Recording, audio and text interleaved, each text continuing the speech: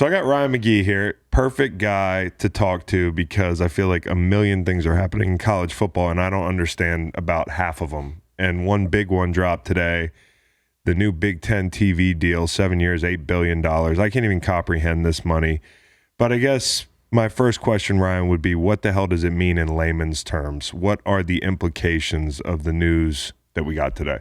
The implications are we're moving toward, and everyone continues to tell me this isn't going to happen, and I don't see a scenario where it doesn't, but we're moving toward some degree of, two super conferences. Yeah. And I mean, you guys were, North Carolina, we're sitting right here and right off Tobacco Road. And so the immediate conversation that I'm having with everyone in Charlotte and my dad, I was with him last night, right before the deal was announced. He was an ACC football official for 40 years. And we're talking about what happens now. The Big Ten's good to go. The SEC is good to go. We don't know about everyone else. And so, all the stuff about, this school has to pay this to leave their conference, all that's out the window now because there's so much money that, at some point someone can write a check. I tell you what I worry about, man. And how long are you in the league? 11. Yeah, and your dad was in the league how long? 13. Yeah, and no offense to the NFL, that's not what I want to watch on Saturday. Yeah. It's not.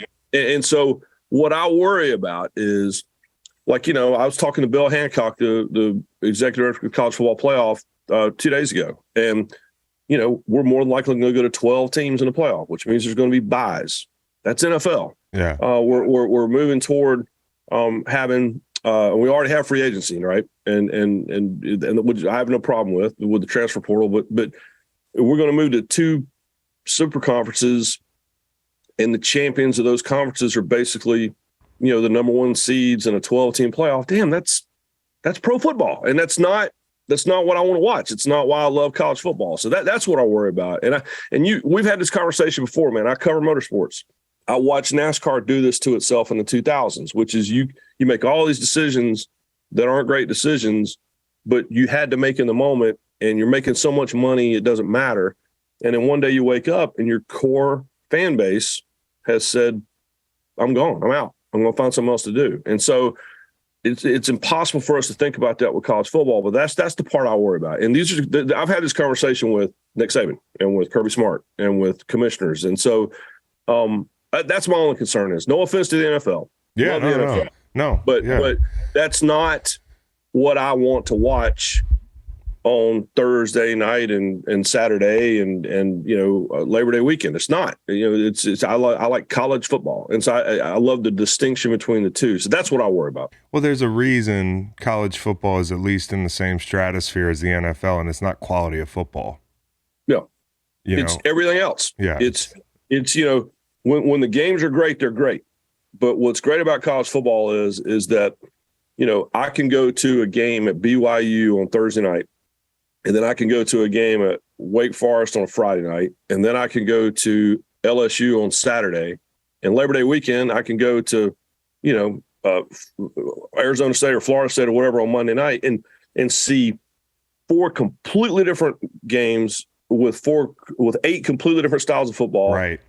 Played in 4 completely different atmospheres with different bands and different colors and all that. The NFL, I don't tell you, is not like that. And that's what I don't want it to turn into a business meeting on Saturday, which is what my fear is, because it's the pomp and the circumstance and all the stuff that we love about it is I just don't want to take away from that. And every big move that's made feels like it might take away from that. The ACC, that's going to change forever in the near future. It's already changed over the years, like slowly, subtly at times. Like your dad officiated a lot of ball. Does he feel like he ever saw this coming?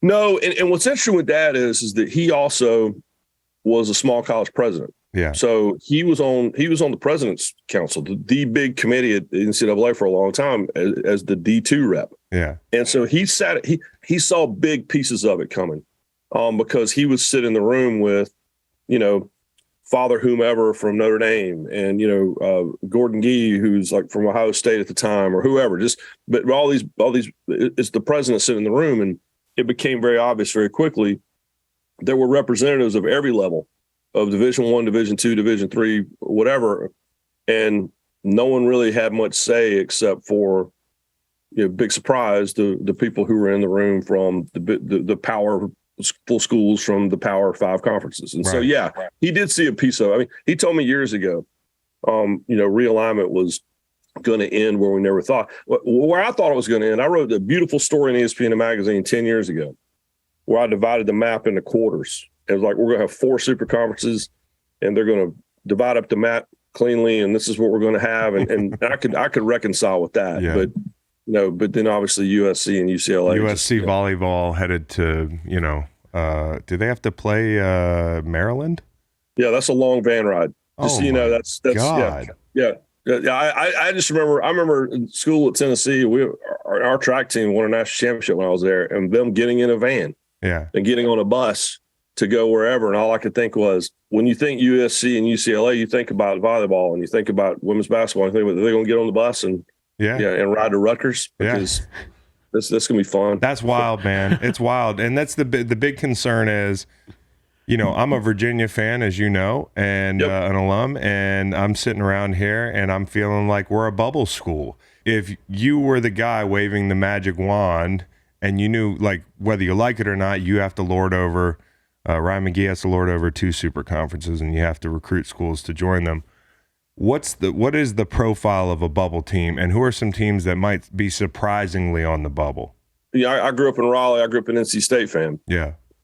They don't want to hear it, but that's a bubble school. The brand names matter. The brand names will always matter. Right. I've always argued that we would do these mock college football selection committee things, and you could feel the room even then, even when we were just doing we take 2011 and say, all right, who would our 4 teams have been? And you could feel the room automatically steering toward Ohio State, no matter what they did, or steering toward, Alabama, even though they weren't any good then, because they're the brand names. Subconsciously, that matters. And so, listen, UNC's UNC.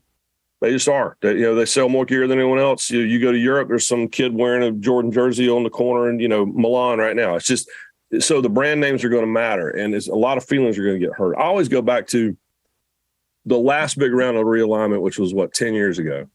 And that's when we had the whole thing about Oklahoma and Texas are going to go to the Pac-12. Remember that? Yeah. And Bill Self, who either had just won a national championship or had gone to his 10th Final Four or whatever, at one point stomped down the hallway at Kansas and went into the AD's office, Kansas, the worst program in college football, consistently over the last 25 years, and said, why has no one asked me what the hell I think about this? And that's what happens in these things is people suddenly realize what matters and what doesn't in those rooms. Basketball doesn't matter. It doesn't. I mean, it's going to matter when the breakaway conferences, if we end up with 2 or 4 or whatever, when they start controlling the tournament, then it'll matter because that's the last big pool of money they can't get to. But but talking about bubble schools, I mean, Virginia's a great example. When I talk to some people about Virginia, they're like, that's a must-have if you're cherry picking from the ACC. Which I think would surprise people. If you talk to some people, they're like, "Oh, damn, I forgot." Surprise me. yeah. But there's, how much money do you have? What's your TV market? Yeah. Is Virginia Tech safe? Virginia Tech's one of the schools who can get the feelings hurt, because they have. They really are. I mean, they really are, and they kind of fall into that NC State. If you're the SEC, how many big land grant schools do you have? And those 2 on paper would seem to fit the profile. And I didn't think they would fit in great. Yeah. But the reality is Clemson's Clemson, and Florida State's Florida State. Yeah. And no matter what they have or haven't done, Miami's Miami. Yeah. Those are the brand names that are going to matter. And so, it's they're going to be way more people that are surprised to be bubble schools than those who are going to be surprised to be the ones everybody wants. Well, count me in the latter group because I think we're going to the SEC. And I'm not surprised. Really. Yeah. I expect to go to the SEC. All right. I say that jokingly for people at home. This conference realignment is going to mess up it already has messed up some rivalry games, right? Bedlam's coming to an end. I was sitting there last night watching YouTube videos of the border war Now it's the border or whatever, but it's Kansas and it's Missouri, and you haven't seen that game in years. And I was watching it because when I was in school, both teams were really good. I mean, rivalries like that going by the wayside. What are some that you miss that you think they should and could bring back, and what are some that are endangered? I mean, we all miss Texas A&M, which is going to come back now. But I tell you what's going to be interesting to watch about that. And this is what I say about Bedlam. And it's what I say about, these other games you talk about. I always go back to, like, I love the super, super intense regional rivalries that maybe don't mean so much to the nation, but, Pitt and Penn State didn't play forever. And Pitt and West Virginia didn't play forever. And Marshall and West Virginia. They don't ever play. And these are games, if you've ever been to those games, and I have, it's the most intense area we're in. But what I am curious to see is when you take these games away, these old dudes with the white hair and the Technicolor jackets, these games still mean a lot to them. They don't mean a damn thing to the kids. Yeah. Right? Their grandkids have never seen Texas A&M. That's a bookstore rivalry is what that is. And when they sit down, when granddad says, well, I want to show you guys why I miss, Texas A&M or 10 years from now, this is why I miss Bedlam. And the video's on YouTube, and it's like standard definition, from 1992, and it's in a box and not letterboxed. These kids are like, well, you must be showing them newsreels from World War II, right? The halftime set on the border war last night was pretty archaic. Yeah. But if you grew up in that generation, it's awesome. It's cool. But if you didn't, and you're a kid that's never seen it before, so that's the part I'm really curious to see. Like everyone thinks the Rose Bowl can't possibly not mean a lot, right? Mm-hmm. How's it going to be now? Yeah. We're going to get USC Michigan in the regular season, and so whatever the Rose Bowl is going forward, it's not going to be what it was. And so that's the part I think they take for granted. And going back to my NASCAR analogy, they think that people are always going to care about that. I don't think that's true. I really don't. I mean, I think you're going to have to reteach. They played Texas A&M more than a decade. You're going to have to reteach a generation that this game is the most important game on the schedule, and they haven't played it in forever. And it's so like SEC, like conference, the conference scheduling model, that's all changing across the board, right? Divisions are going to go away and all that stuff.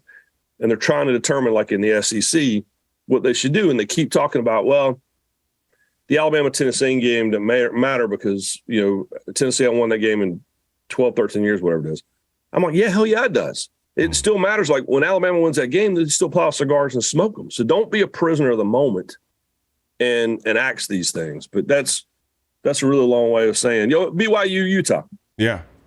You got to go to that thing. They hate each other. It's unbelievable. I've never seen anything like it. Like of all the games, I've been to Iron Bowls, I've never seen a crowd that pissed off at each other. Yeah. And Bronco walking off the field screaming at fans and all that stuff. Yeah. It's unbelievable. And it went away for a little while. Yeah. And then they played a bowl game, and it was like the most vicious bowl game ever. So yeah, it's just, again, those are the things that I think they take for granted that college football fans, they'll never go away. Yeah, they will. Yeah. They totally will, because you convinced them that the game doesn't matter. But James Franklin was so stunned when that Penn State game was such a huge deal, and they haven't played it in forever. Yeah. And when they lost, he couldn't believe the reaction that happened. But it's because he didn't know. Yeah. And so that's a really long way of saying don't screw with it, but they're totally going to screw with it. They're going to screw with it. Okay. So speaking of rivalries, this year, I feel like there's not going to be a more heated, tense vibe on a football field than Jimbo and Nick when Texas A&M and Bama play. Am I right? Like, is this the most I can't remember a more contentious, long-awaited matchup of two very good teams that are going to matter in December than these two teams. Looking at it right now, am I wrong? No, and all you need to know about that game is that, so, we do Marty McGee on SEC Network on Saturday mornings, and we go on the road. Like, we do our show, and then SEC Nation, we're a part of that too, with Laura Rutledge and T-Bone and those guys. And we don't determine where we're going until the Sunday before we go there. So we wait for all the games to happen, and then there's a conference call with game day. All right, where are you guys going to go? We're going to go to so-and-so. Okay, well, then we're going to go to so that. We never determine that more than like 6 days out. Same with game day. Game day doesn't decide where they're going. They'll have a short list of 3 or 4 potential places and then wait and see what happens with the games.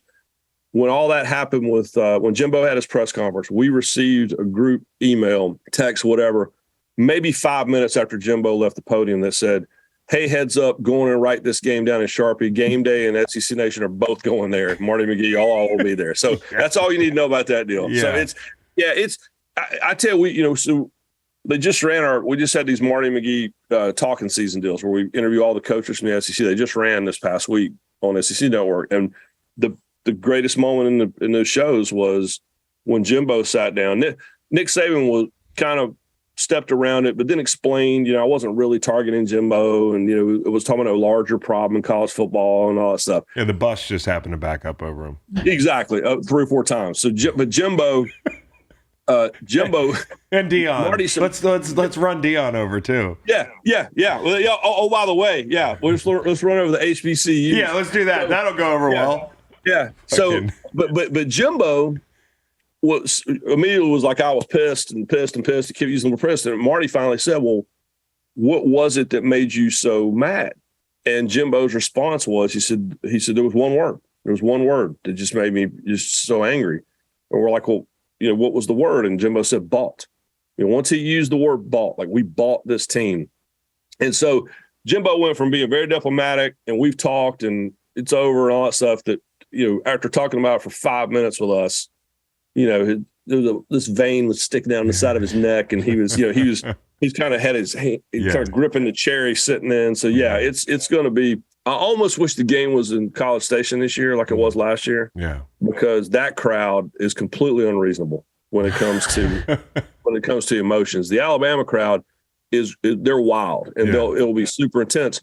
But they're also very game focused. I always say it's kind of like going to like a Cardinals baseball game. Like they know to cheer a solid 3rd and 2 conversion. You know what I mean? Like they're football smart. They're organized. I'm not saying A&M's not, but I'm saying that once the game starts, I feel like the Alabama crowd will be more focused on the game. The A&M crowd would still be, they'd still be, burning stuff in effigy in the park. Yeah, I was going to say, like I see all those big fires. I'm like, that seems like an intense place to play. Listen to the full podcast on Spotify, Apple Podcasts, and other podcast streaming platforms. Wherever you want to get the podcast, you can get the podcast. Pretty simple. New episodes every Monday, Wednesday, and Friday. Don't forget to like and subscribe for more content. Podcasts get pretty wild. This is real tame.